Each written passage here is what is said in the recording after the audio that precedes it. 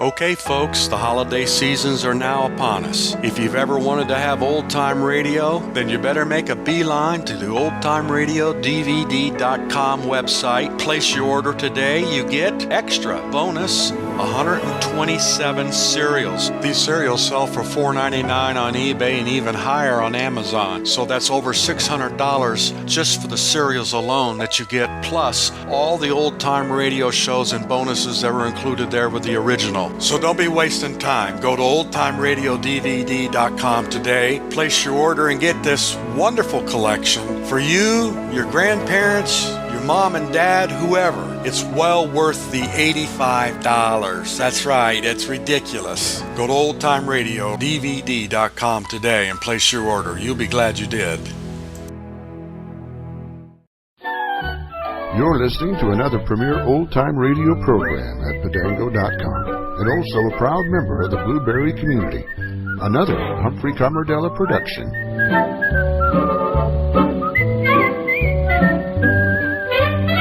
The best old-time radio from people you trust. The Radio Nostalgia Network, where the oldies are still young. Colgate Dental Cream to clean your breath while you clean your teeth and help stop tooth decay, and Bluster Cream Shampoo for soft, glamorous, caressable hair bring you Our Miss Brooks, starring Eve Arden.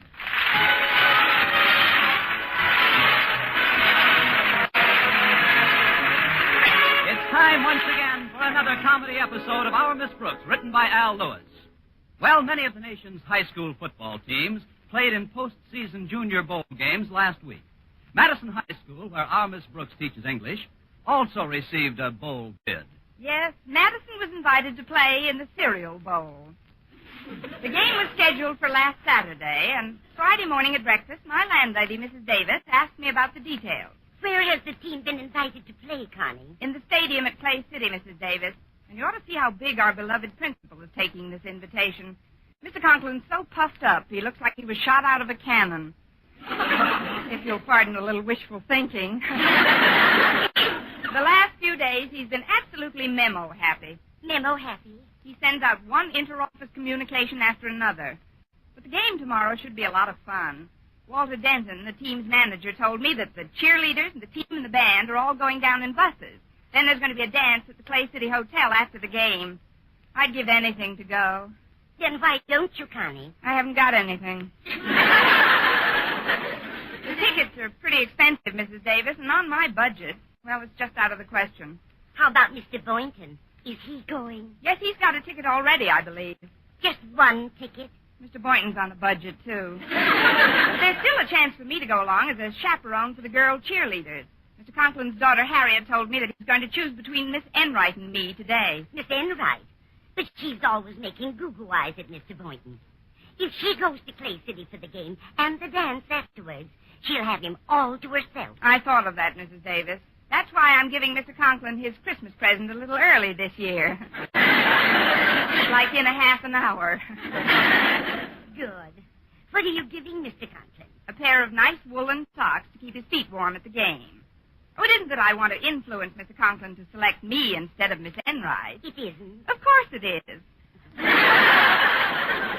We're all fair in love and war, Connie. Remember, Miss Enright will take any unfair advantage of you that she can. Oh, I wouldn't say that, Mrs. Davis.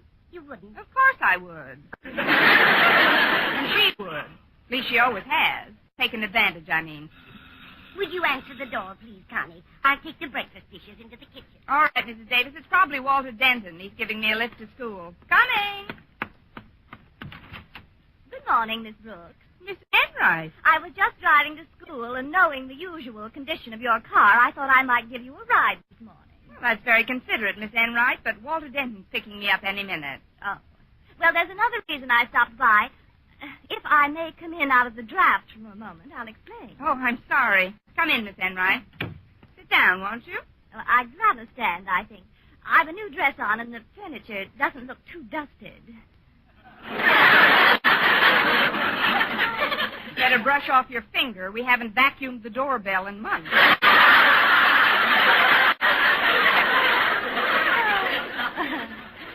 You're so so witty, darling. But I just wanted to tell you that in spite of our little differences in the past, I see no reason why we can't be more friendly in the new year, which is practically upon us. Well, I'm sure that As a matter of fact, I've brought a little peace offering with me, Miss Brooks. Here, I'd like you to have this ticket. Ticket? To what, Miss Enright? To the Fireman's Ball. My Aunt Jessie bought it weeks ago, but the poor darling just doesn't feel up to going this year. And rather than waste the ticket, we immediately thought of you. Auntie says it's a lot of fun for spinsters. What time will you be there? Look, Miss Enright, I don't believe that an unmarried girl should consider herself a spinster until she reaches a certain age. Well, don't be testy, darling. I'm sure you won't reach that age. For months yet. Now, take the ticket and have a good time tomorrow night. Oh, it's for tomorrow night. Now, that's a coincidence. The bowl dance is being held tomorrow night in Clay City, and one of us is supposed to chaperone that affair. Oh, but I'm virtually assured of that position, Miss Brooks. What makes you think so? Oh, I could tell from dear Mr. Conklin's reaction to my visit yesterday. You see, I dropped into his office after school with a little gift for him. I always like to give out my Christmas presents early. What potential chaperone doesn't? What did you give Mr. Conklin? I gave him a lovely pair of woolen socks. Woolen socks? Yes, he was very appreciative. Seemed genuinely touched. But that's what I like about our principal anyway. He has such a warm heart. Don't you think so, Miss Brooks? I don't know about his heart, but he's going to have the warmest feet in Clay City.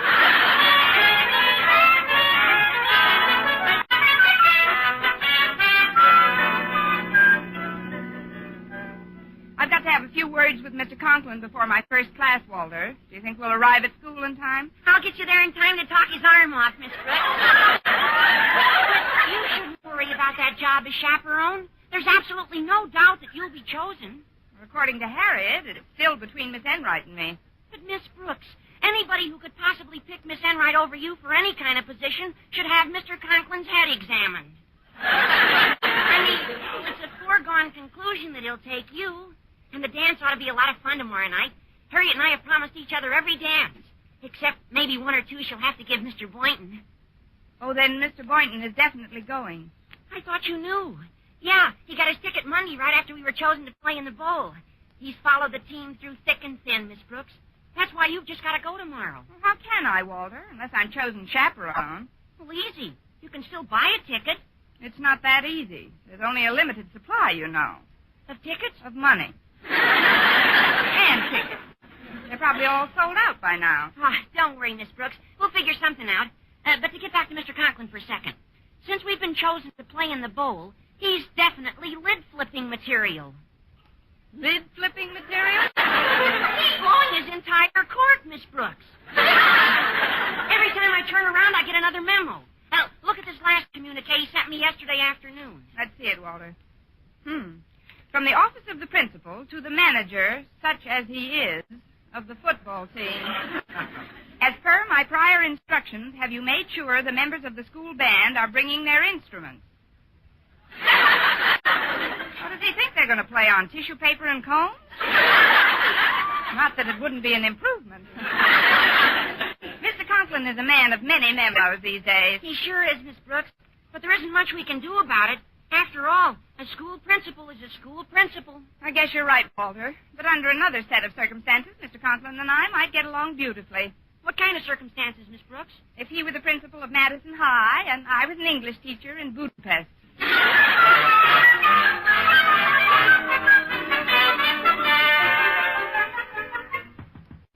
Come in.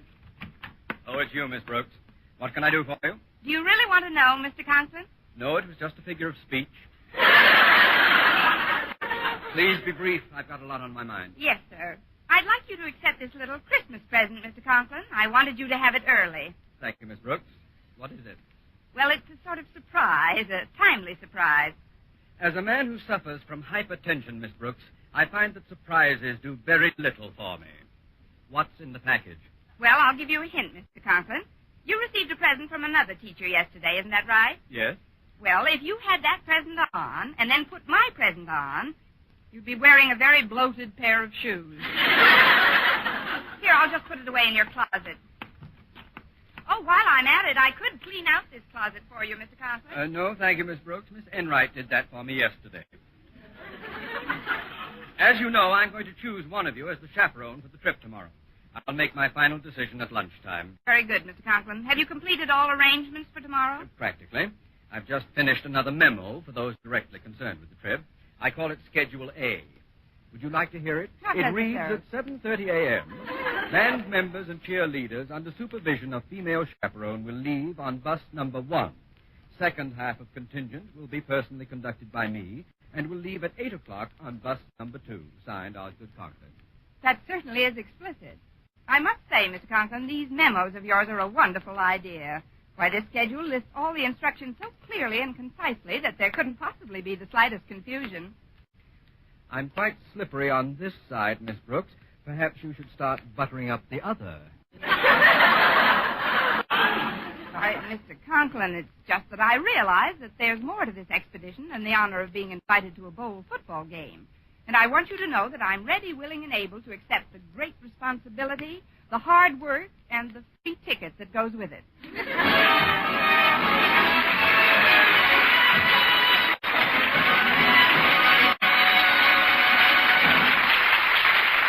Our Miss Brooks, starring Eve Arden, will continue in just a moment. But first, here is Vern Smith.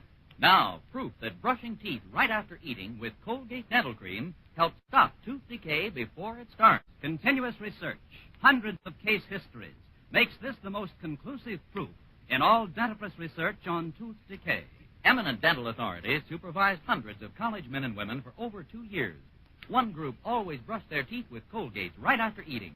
The other followed their usual dental care. The group using Colgate Dental Cream as directed, using Colgate's exclusively, showed a startling reduction in average number of cavities, far less tooth decay. The other group developed new cavities at a much higher rate. No other dentifrice offers proof of these results. Modern research shows decay is caused by mouth acids, which are at their worst right after eating. Brushing teeth with Colgate as directed helps remove acids before they harm enamel. Yes, Colgate contains all the necessary ingredients, including an exclusive patented ingredient for effective daily dental care. So remember, always use Colgate Dental Cream to clean your breath while you clean your teeth and help stop tooth decay.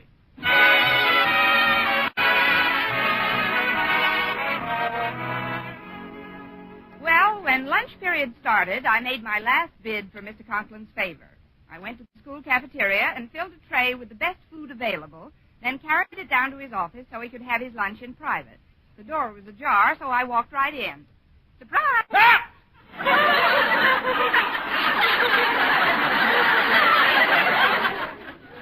Oh, it's you, Miss Brooks. Come in. Yes, do come in, darling. Miss Enright, what are you doing here? Miss Enright was thoughtful enough to bring me some food from the cafeteria so I could have my lunch in private. Wasn't that sweet of her? Sweet and swift. What's that you have on the tray, Miss Brooks? This? Oh, I just thought you might like a little dessert, Mr. Conklin. What sort of dessert? Roast loin of pork. How terribly middle class. Well, it looks delicious, but I've just finished a Swiss steak that Miss Enright brought me. I've got to watch my weight. Oh, then I'll just take it back. Put it down on my desk. I've a long day ahead of me. Now then, you're both wondering, no doubt, as to which of you is my final choice for the position of chaperone at the Clay City game and dance. Well, there's no hurry about it, Mr. Conklin. If you want to... Who? Well, it's not you, Miss Brooks. Then you mean... No, it's not you either, Miss Enright. I've decided that the ideal chaperone for this trip is Mrs. Conklin. Mrs. Conklin? Your wife. An amazing deduction.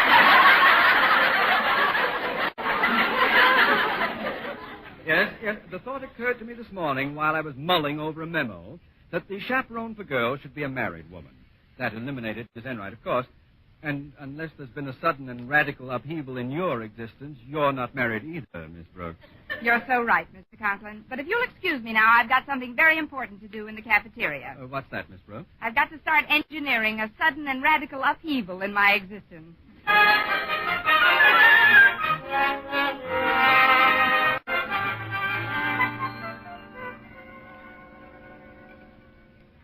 Mr. Boynton.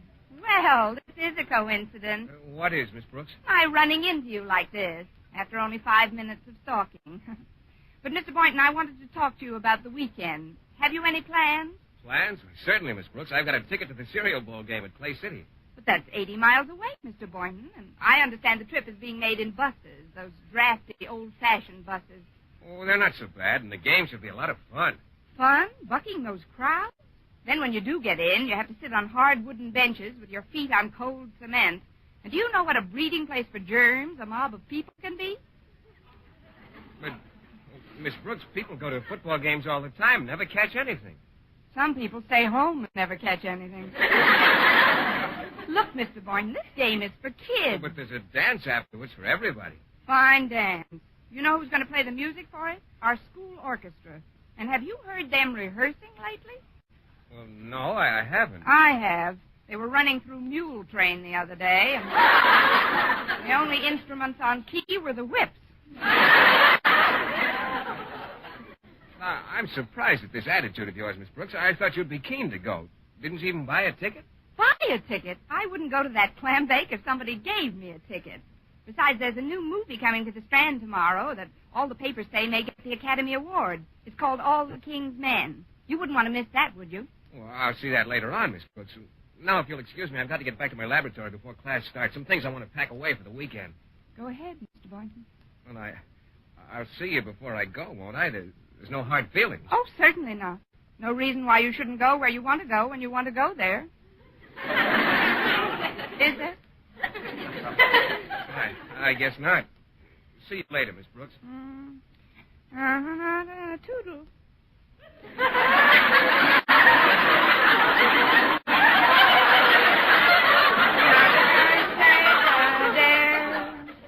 But instead I'll trust him implicitly. He can go where he wants to go, do what he wants to do. I don't care. My selection. Excuse me, Miss Brooks, but I've got the most wonderful news for you. May I sit down for a minute? Why, certainly, Harriet. What's the news? Daddy just talked to Mother on the phone, and she doesn't feel up to going along tomorrow. So he picked you to chaperone the girls. Me? What made him decide on me? Well, to be perfectly honest about it, Miss Brooks, Daddy flipped a coin. He says if it was heads, you'd go, and tails, Miss Enright would go. And the coin came up heads? 3 times.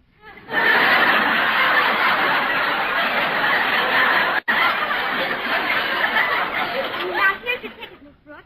This is good not only for the game, but a round-trip ride on the bus and admission to the dance. Oh, I can hardly believe it. Oh, this is a real break, Miss Brooks. You got just utterly the last ticket in school. Oh, one more thing. Here's another memo from Daddy. He wants you to read it very carefully. Let's see. Schedule B. At 7:30 a.m., band members and cheerleaders under supervision of female chaperones. Yeah, I know, Harriet. In fact, I knew Schedule B when it was only Schedule A. If you'll pardon me, Harriet, I've got to tell someone about the news you just brought me. Who, Miss Brooks? Oh, someone. All right, Miss Brooks. And I know Mr. Boynton will be tickled to hear it.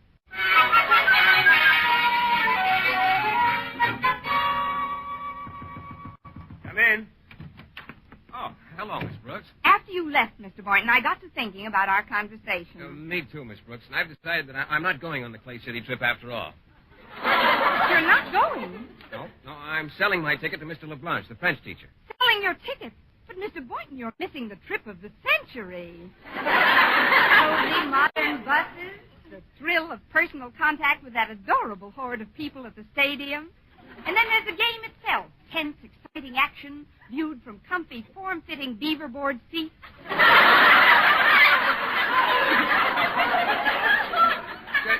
Just a minute, Miss Brooks. Are you going tomorrow? Of course, I wouldn't miss it for the world. But you said in the cafeteria that you wouldn't go if somebody gave you a ticket. What made you change your mind? Somebody gave me a ticket.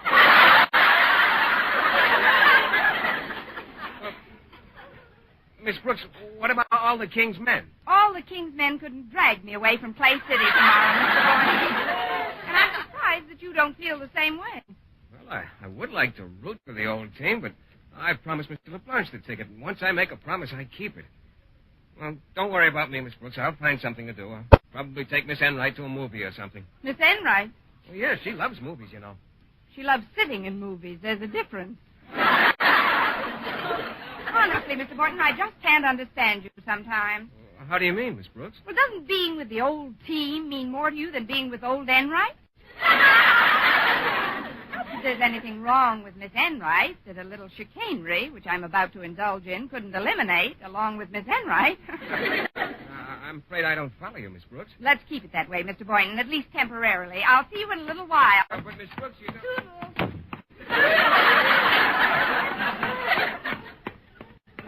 Hiya, Miss Brooks. I've been looking all over for you. And Mr. Conklin wants you to read this memo right away. Oh, let's see that, Walter. Schedule C. At 7:30 a.m., band members and cheerleaders will board bus number 1. Oh, great. I don't have to read this. I know this schedule backwards. Well, you don't sound very enthusiastic about being chosen chaperone, Miss Brooks. Frankly, Walter, I'm not. So why not? Well, it's a long, dull story in which the heroine cuts her own throat. But boiled down, it reads, Mr. Boynton isn't going. Now I'm stuck with a ticket for a trip I don't even want to make. Hello, Miss Brooks. Walter. Oh, it's you. Hiya, Miss Enright. If you ladies will excuse me, I've got to get over to the supply room and pick up some megaphones. We can finish our conversation in a few minutes, Miss Brooks. Thanks a million, Walter.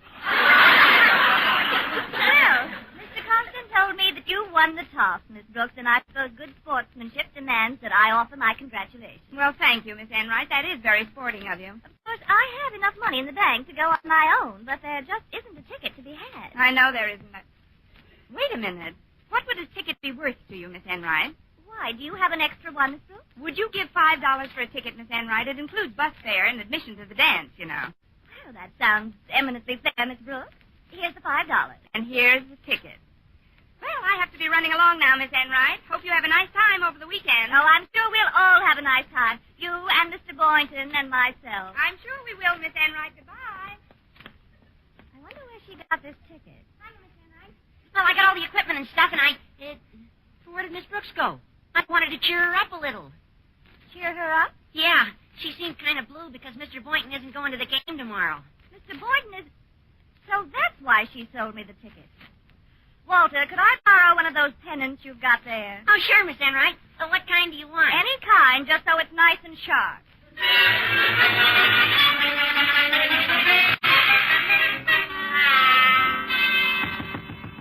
Come in.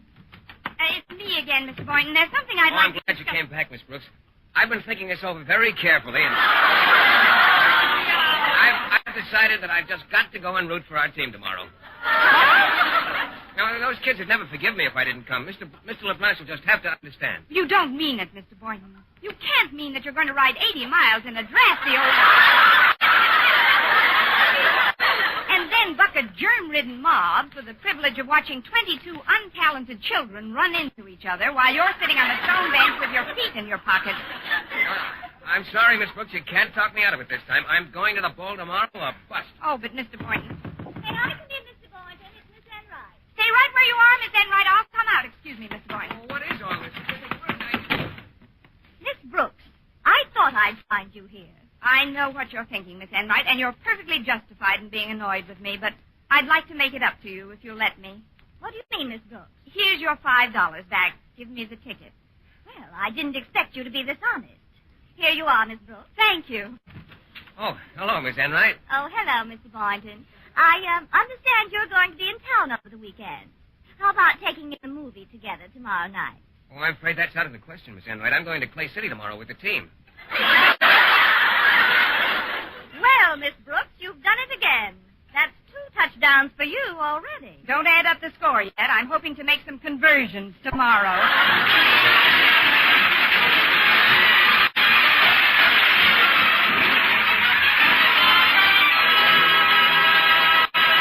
Eve Arden as our Miss Brooks returns in just a moment, but first...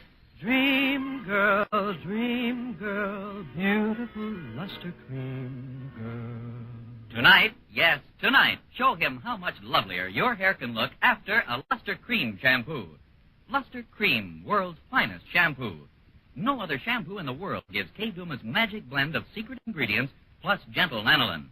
Not a soap, not a liquid. Luster Cream shampoo leaves hair 3 ways lovelier. Fragrantly clean, free of loose dandruff, glistening with sheen, soft, manageable. Even in hardest water, Luster Cream lathers instantly. No special rinse needed after a Luster Cream shampoo. So gentle, Luster Cream is wonderful even for children's hair. Tonight, yes, tonight, try Luster Cream shampoo. Dream girl, beautiful luster cream girl.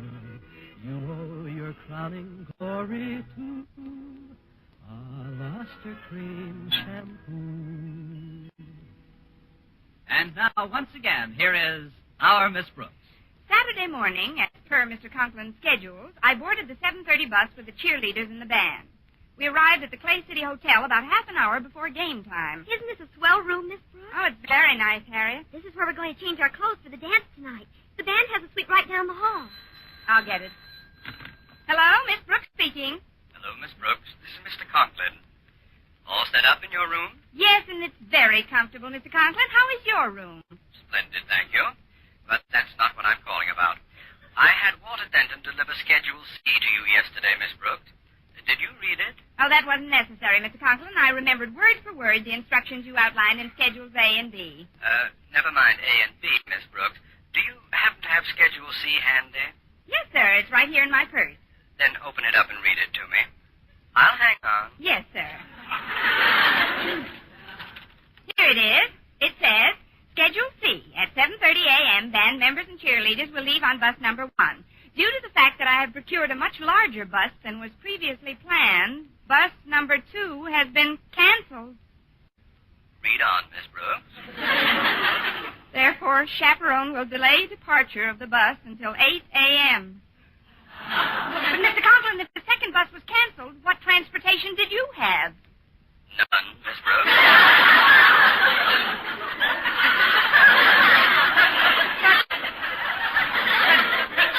But you said you had a nice room. Oh, I have a lovely room. You've seen it. Done in early American. Lots of nice maple and some fine old prints.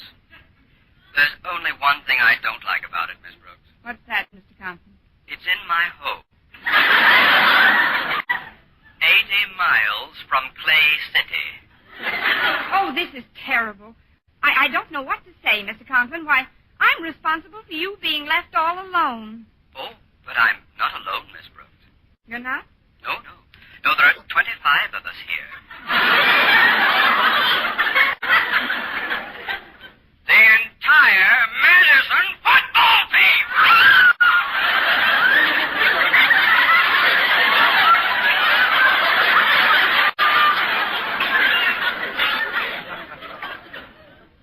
Now then, Miss Brooks, with the game due to commence in half an hour, who is going to take the field against Clay City? The Madison Band, Mr. Conklin. The band? You're going to have the band play football?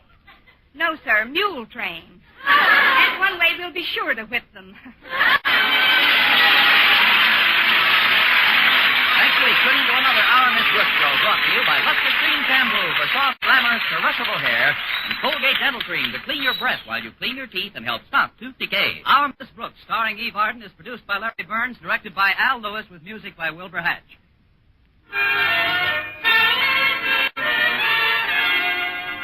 Men, here is actual factual proof of more comfortable, actually smoother shaves by using Palmolive Lather Shaving Cream. 1,251 men tried the Palmolive Lather way to shave described on the tube. And no matter how they shaved before, 3 out of 4 got more comfortable, actually smoother shaves. Try Palmolive Lather Shaving Cream. See if you don't get more comfortable, actually smoother shaves the Palmolive Lather Shaving Cream way. For mystery liberally sprinkled with laughs, listen to Mr. and Mrs. North, the exciting, fun-packed adventures of an amateur detective and his beautiful wife. Tune in Tuesday evening over most of these same stations. And be with us again next week at this same time for another comedy episode of Our Miss Brooks. Bob Lamont speaking. This is CBS, the Columbia Broadcasting